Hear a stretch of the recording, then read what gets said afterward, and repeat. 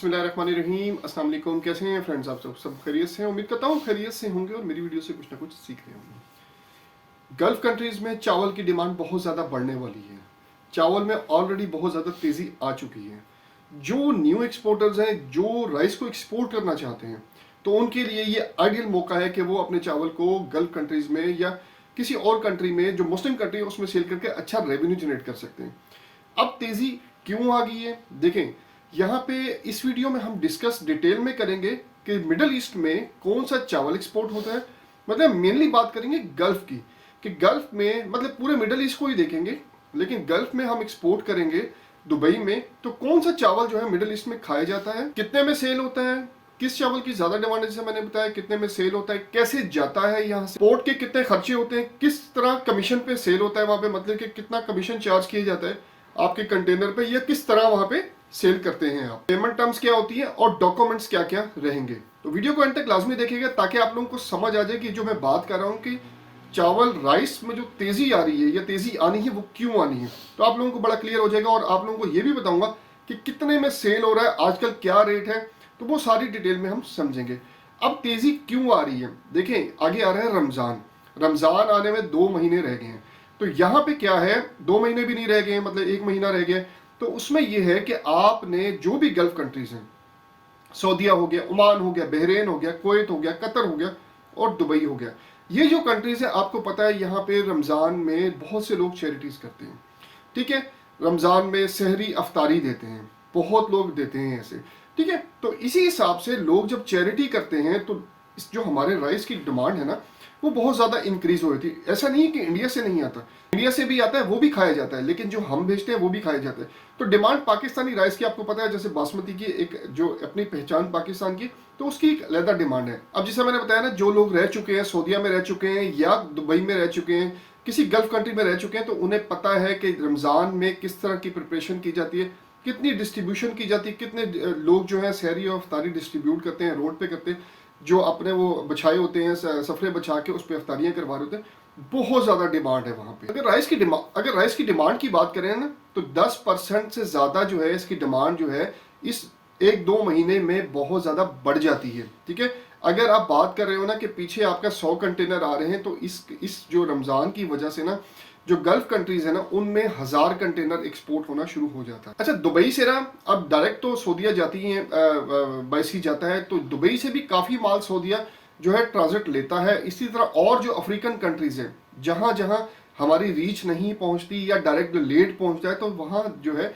Dubai by road करता है, तो वहाँ से जो है दुबई भी जाता है, दुबई से सॉरी अफ्रीकन कंट्रीज भी जाता है। और इसी तरह जो आपका जो बाकी गल्फ कंट्रीज है ना, जल्दी पहुँचने के लिए वहाँ पे भी ये जो है डायरेक्ट गल्फ से हम बाय रोड भिजवा सकते हैं। अच्छा, गल्फ कंट्री में अब यूएई जो है, गल्फ जो गवर्नमेंट है, जो यूएई की गवर्नमेंट होगी, सऊदी गवर्नमेंट होगी, ये भी बहुत ज़्यादा चैरिटी करते हैं। मतलब गजा में कर दी, फ़लस्तीन में कर दी, मतलब इसी तरह की जो और अफ्रीकन कंट्रीज़ है, मुस्लिम कंट्रीज़ जो हैं बहुत ज़्यादा जो नीडी हैं, उनमें ये चैरिटी करते हैं, अपने हिसाब से कंटेनर वहाँ पे भी रवाना कर देते हैं। इसलिए मैंने बताया ना कि अगर 100 जा रहे हैं तो ये इसकी डिमांड 1000 गुना, 10 गुना, 20 गुना बढ़ जाती है, बहुत ज़्यादा बढ़ जाती है इसकी डिमांड। ठीक है, क्योंकि चैरिटी बहुत ज़्यादा शुरू कर देते हैं। जितनी रॉयल फैमिलीज होती हैं, ठीक है, जितनी गल्फ कंट्रीज में अमीर रॉयल फैमिलीज हैं, वो जो अपना जो राइस है ना, वो भी चैरिटी करती है, लोकल कर देती है, नहीं तो किसी और जगह पे मतलब किसी और कंट्री में जो नीडी कंट्री, उसको चैरिटी कर देती है। रमजान से 1 महीने पहले या 15 दिन पहले जिन्होंने अपना जो काम करना होता है, ब्रांड मंगवाना होता है, वहां पे वो मंगवा के रख लेते हैं, सैंपल अप्रूव करवा लेते हैं। मतलब यहाँ से अगर मैं फर्ज करो, मैं सप्लाई दे रहा हूँ, मैं यहाँ से कह रहा हूँ कि मैंने कंटेनर भेजने,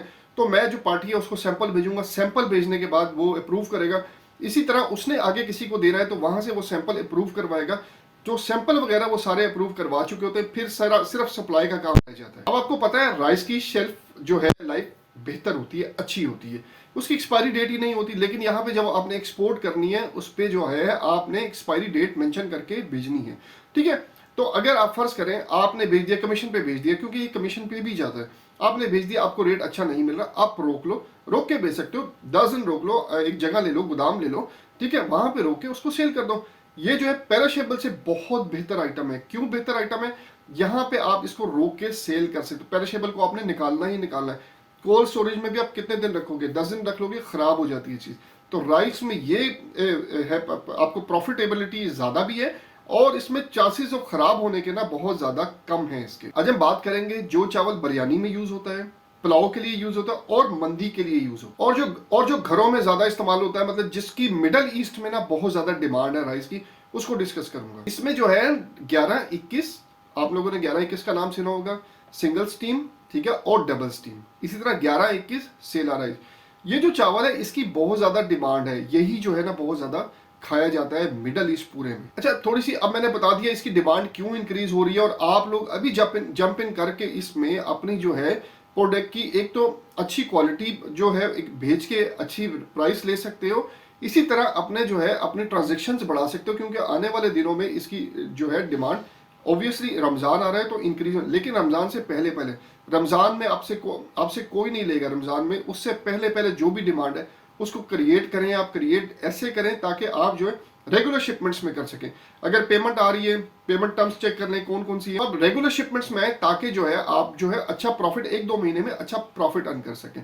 थोड़ी पैकिंग की बात कर लें। पैकिंग होती है 35 से 39, मतलब जो भी बायर की डिमांड होती है। अच्छा, दूसरी इसकी पैकिंग ये होती है 10 किलो के ना 4 पैक होते हैं, वो आपस में जुड़े होते हैं, मतलब 40 केजी की पैकिंग हो जाती है। राइस सेल करने के ना वहां पे डिफरेंट तरीके हैं। अच्छा, उसमें क्या है, या तो उन जो है सेलर्स को पकड़े, जो है सप्लायर्स को पकड़े जो बड़ी जो है उसमें हाइपर मार्ट हो गए, लुलू मार्ट हो गया, आपका कारेफोर हो गया और मनावा हो गया, इसमें जो सप्लाई देते हैं। अच्छा, अगर इनको नहीं पकड़ सकते तो आप उनको पकड़े जिनकी अपनी सेल टीम है, और वो जो है अपने जो है किचन्स हो गए, मतलब रेस्टोरेंट्स हो गए, बेकरीज होगी, या कहीं पे भी वो सप्लाई, जनरल स्टोर्स हो गए, कहीं पे भी वो सप्लाई देते हैं। तो 2 तरीकों से सेल हो सकते हैं। एक हाई डिमांड, मतलब बड़े बड़े स्टोर्स को टारगेट करते हैं, जो एक जो है छोटे जनरल स्टोर, रेस्टोरेंट्स वगैरह को, पकवान वगैरह को, जो पकवान होते हैं, जिस तरह यहाँ पे हमारे पाकिस्तान में भी है, जो पकवान वाले होते हैं वो लेते हैं, और उनकी जाहिर सी बात है उन्हें शादी ब्याह वगैरह वगैरह जगहों पे उन्होंने देना होता है, डिलीवरियाँ देनी होती है, तो उनकी भी बहुत ज़्यादा वो उनकी डिमांड होती है राइस की। अच्छा, ये पकवान हाउसेस वाले भी वहाँ पे बड़े इफेक्टिव है। आप डायरेक्ट भी डील कर सकते हैं, ऐसी बात नहीं, लेकिन जाना पड़ेगा। आप वहाँ पे डायरेक्ट डील कर सकते हैं, उनके पास भी बड़े बड़े ऑर्डर जाते हैं। क्यों? ऑफिस हैं वहाँ पे बहुत ज़्यादा, वो लमसम कर लेते हैं कि महीने का जी हमें जो रमज़ान का महीना है हमें 5,000 बॉक्सेस चाहिए, आपसे 10,000 बॉक्सेस चाहिए, 20,000 बॉक्सेस चाहिए, 50,000 बॉक्सेस चाहिए। डिफरेंट ऑफिस है, उनकी भी सेल टीम जो है ना रमज़ान से पहले पहले जो है वो निकलना शुरू हो जाती है फील्ड में। डिफरेंट उनको टारगेट करती है, ऑफिस को टारगेट करती है, डिफरेंट एनजीओज को टारगेट करती है, क्योंकि एनजीओज भी जो है वो बहुत ज़्यादा इसमें इन्वॉल्व होती है। वो चैरिटी जो करते हैं, ठीक है, वो इनको टारगेट करती है। इनको टारगेट करने के बाद वो अपनी जो है जो उन्होंने जो सप्लाई देनी होती है उसको वो इकट्ठा कर लेते हैं। वो क्योंकि रमज़ान से पहले उन्होंने अपने जो सैंपल वगैरह है उसको भी मार्केट में अप्रूव करवाना होता है। कोई देखो सैंपल के बगैर, तो अब उन्होंने सैंपल लिया, उसको बनाना है।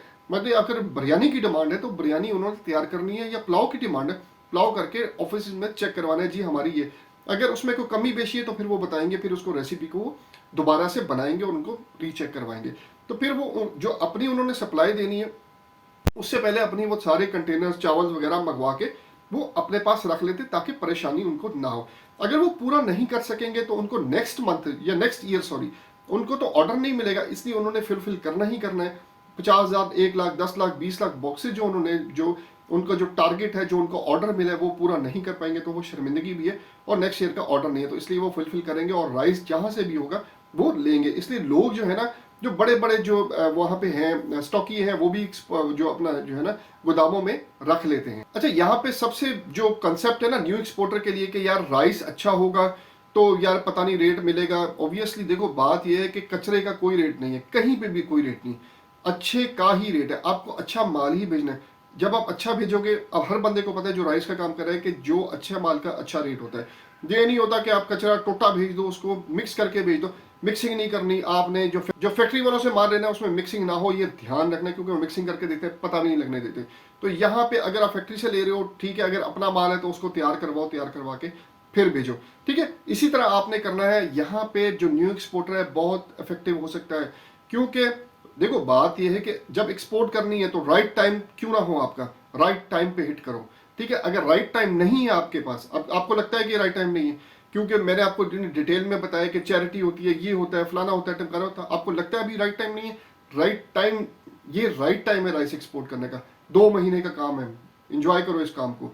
बेहतरीन क्वालिटी का राइस भेजो, मुनाफा ही मुनाफा है। जो मैं प्राइस बता दूं कि जो 39 केजी की जो पैकिंग में जो राइस जा रहा है वो बिक रहा है 180 दिरहम का, ठीक है। इसी तरह जो 5 केजी की पैकिंग में जा रहा है वो बिक रहा है 35 से लेके 42 दिरहम तक का वो जो बिक रहा है। अच्छा, अब समझो ये कि पाकिस्तान से राइस एक्सपोर्ट कैसे होता है। ये ऑलरेडी मैंने वीडियो बनाई हुई है, how to export rice from Pakistan.